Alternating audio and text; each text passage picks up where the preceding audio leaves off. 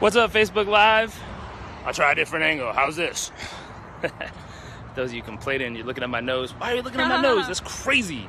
Don't do that. Anyways, start off with some gratitude today.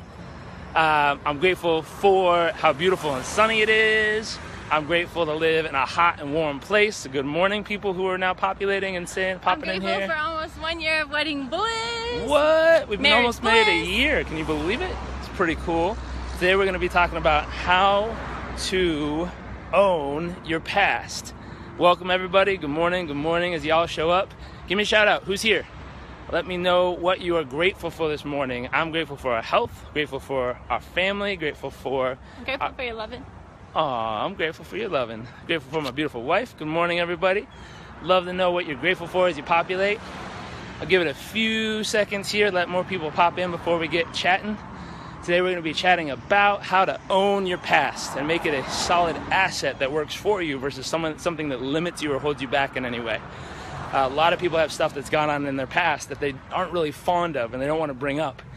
And until you really own it, and there's 3 steps to owning it, but until you own it, it's always going to be something that'll end up limiting you or holding you back instead of something that'll build you and catapult you forward. And, whoa, my wife almost fell in a bush. Watch yourself. Hold on. Crazy car is coming. Watch out. Car creeping up on us. So, good morning, good morning, good morning. If you just popped in, love to know what you're grateful for this morning, and we will get started.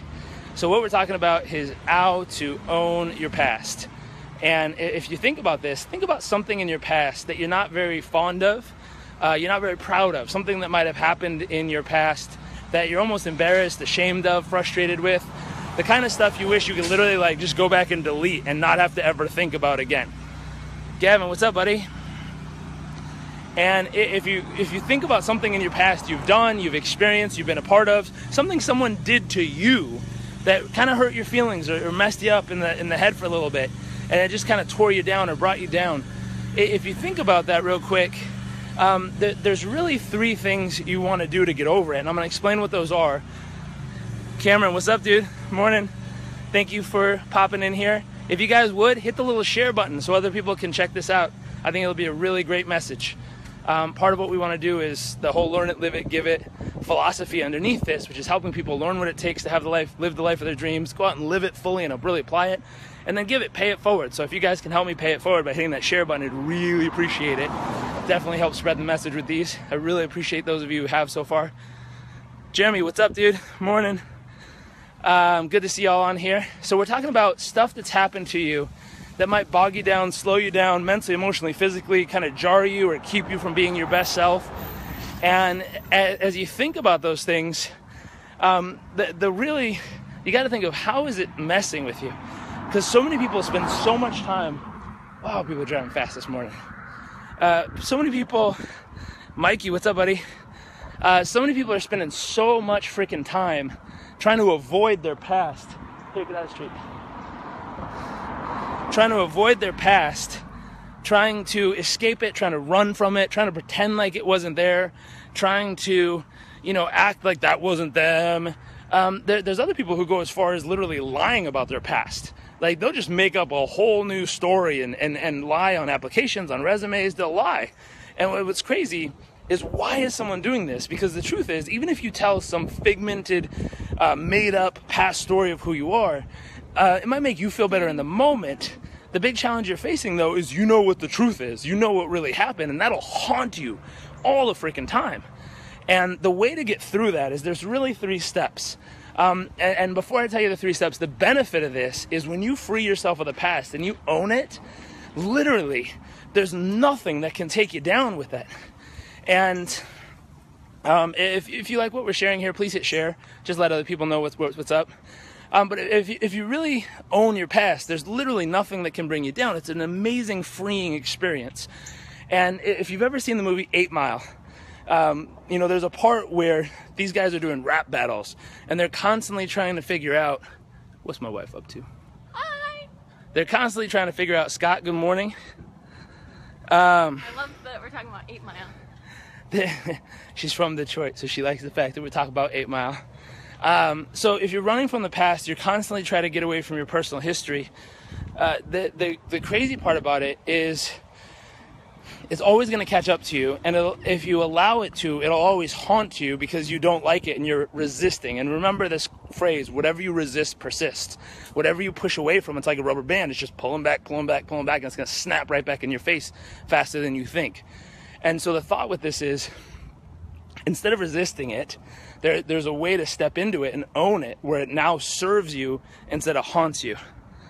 Uh-oh, video's frozen. Hopefully it'll be back. Rob, thanks for the heads up. Scott, good to see you this morning. What's up? Whoever's here, I'd love to say hello to you. Make sure to say hello in the comment section. Also, Learn It, Live It, Give It message. Make sure to hit share and help us spread this message to people around the world.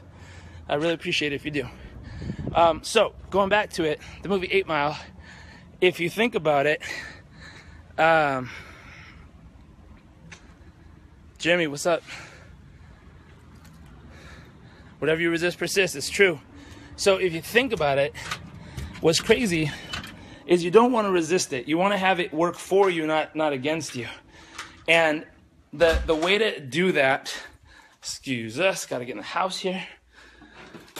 The way to get it to really work for you is, jump on the couch. The way to get it to work for you is there's 3 things you can do to really make it something you own and work for you instead of something that limits you or holds you back in any way. And the first here is to acknowledge it. And if you remember that movie 8 Mile, in these rap battles they go back and forth, back and forth, back and forth, back and forth. And usually it's them tearing each other down by pointing out each other's faults. This is what's bad about you. This is what's wrong with you. Here's what's bad about you. And they tear each other down. And when they do, part of what makes it so potent when someone points out something of their past is the fact that they're not proud of it. And because they're not proud of it and they're trying to avoid it, what ends up happening is it becomes a diss, or it becomes something that puts them down.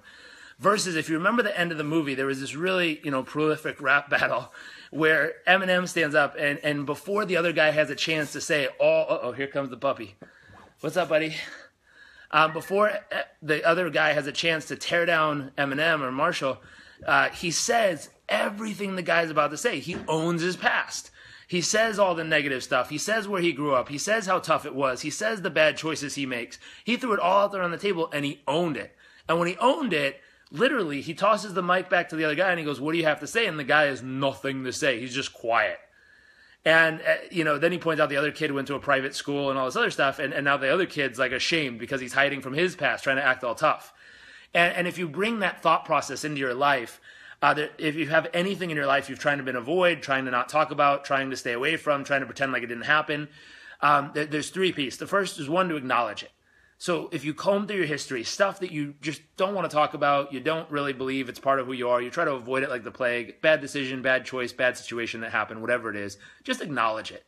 In your mind, step back, and first if I were to give you advice, get a peak state.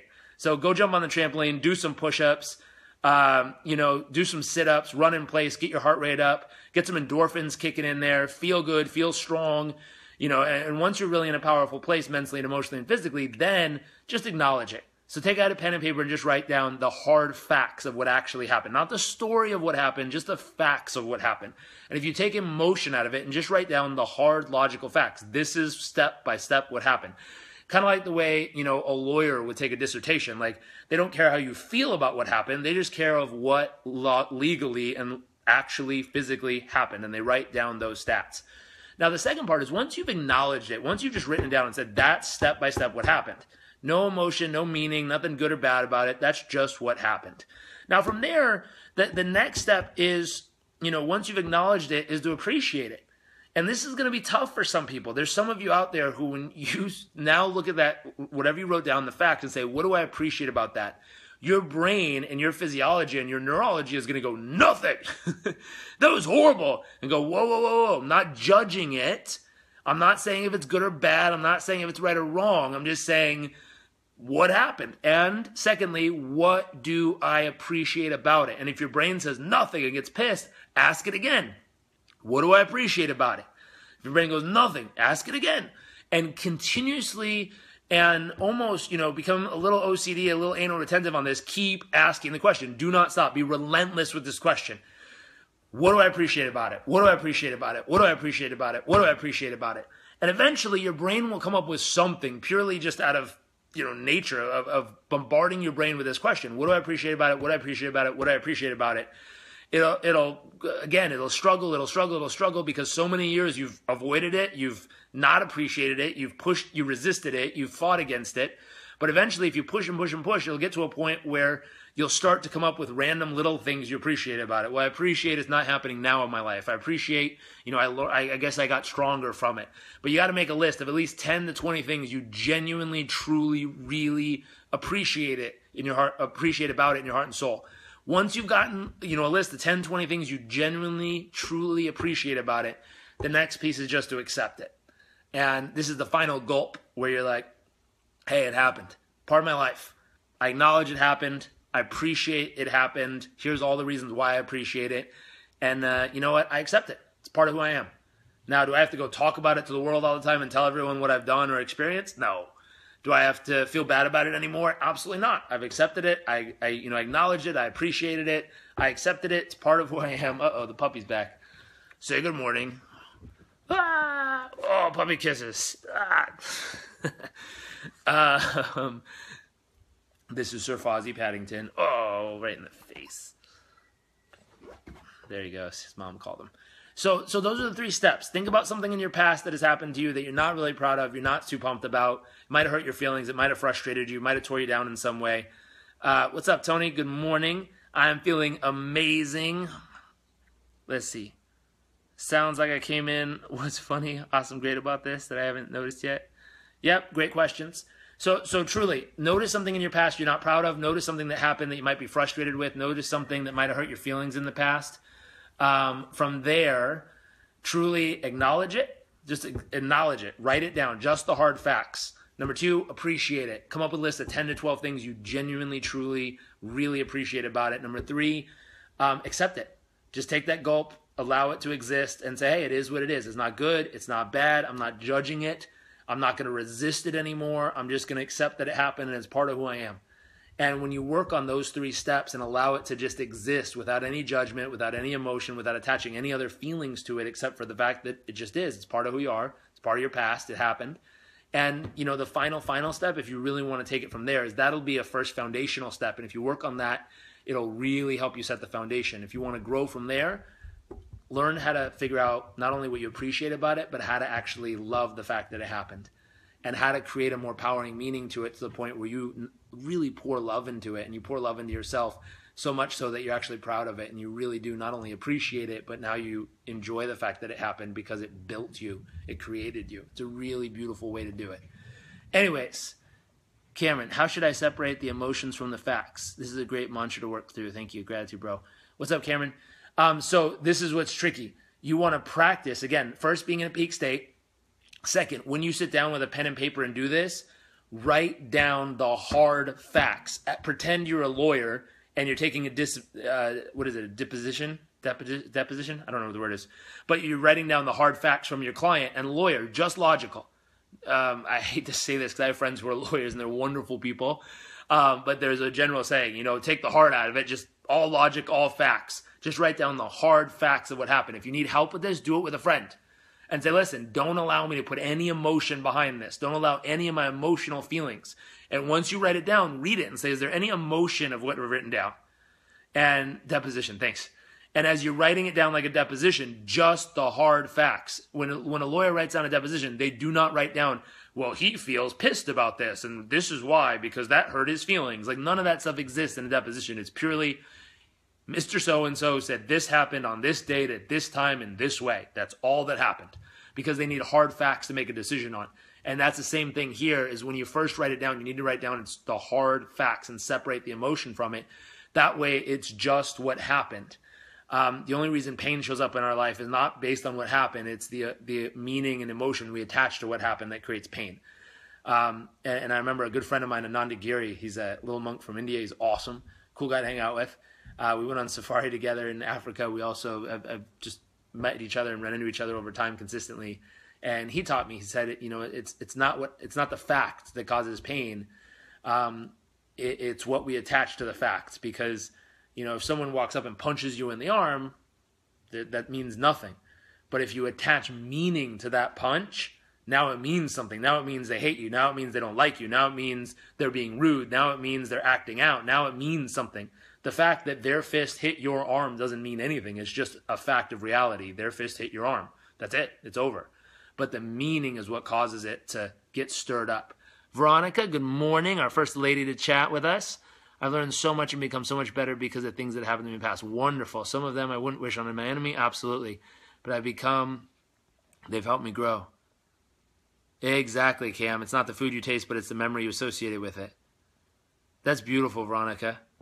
Cam, awesome. Anyways, I got to get to work. I'm going to go tap in and get JRC TV out to everybody. I hope y'all tune in today. If you're not familiar with it, go to jrctv.com and hit subscribe on YouTube. If you like what you heard today and you appreciated the message, please hit that share button. Help spread this message around the world. I'm really, really grateful for you guys hitting share and commenting and chatting with us here. I try to do these every morning right when we get back from the gym. And the truth is, it's really, truly amazing because we've been seeing, over 1,000 views per video that's going out, and I really appreciate it. Awesome, Gavin. Anyways, hope you guys have an amazing day. Tony, what's up, man? Hope you guys have a great day, and make sure to tune in to JRC TV. See you guys later. Bye.